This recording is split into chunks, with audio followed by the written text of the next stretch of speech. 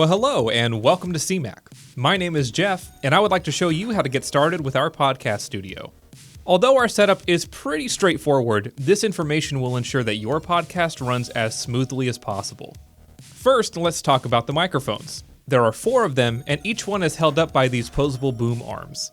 You can pose the arms by loosening these tabs on the side. Once they're in a comfortable position, simply tighten them down. Try placing the mic slightly above or to the side of your face in order to avoid puffs of air into the microphone when pronouncing P's, T's, and things like that. Now onto the audio board. Currently, we utilize the Zoom L12 in the podcast room. This mixer has more than enough channels for the average podcast and can record directly to an SD card.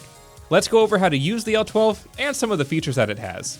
This is by no means a comprehensive tutorial for the L12, but it should be enough to get you started in recording your show. We'll start by flipping the power switch on the back. You should see the board light up. If nothing happens, make sure that the board is plugged in. When the board starts up, you may notice that some of the audio level lights are lit for certain faders. Simply move the respective faders up to where the light is, then the light should go off and you can move the fader back down. If you're planning on recording audio from the L12, now would be a good time to insert your SD card. You can find the SD card slot on the back of the board. Before using your SD card, you're going to want to format it. Keep in mind that this will delete everything on the card. Press the menu button. Using the dial, navigate to SD card and press down on the dial. Then go to Format and select Yes. The SD card should finish formatting after about a minute. Okay, we're almost ready to record. Now we just need to make sure that our microphones are connected and we know which person is on each fader. You can have everyone connect a pair of headphones to the board so they can listen to the audio as well. The volume for each pair of headphones can be controlled with these dials here. It's a good idea to check the audio level of each person individually. Set your faders to 0 dB and adjust everyone's gain one by one. Your target should be around -12 to -6 dB. Oh, and don't forget to set your main mix fader to 0 dB as well. While recording, you can simply use the faders to adjust everyone's audio on the fly.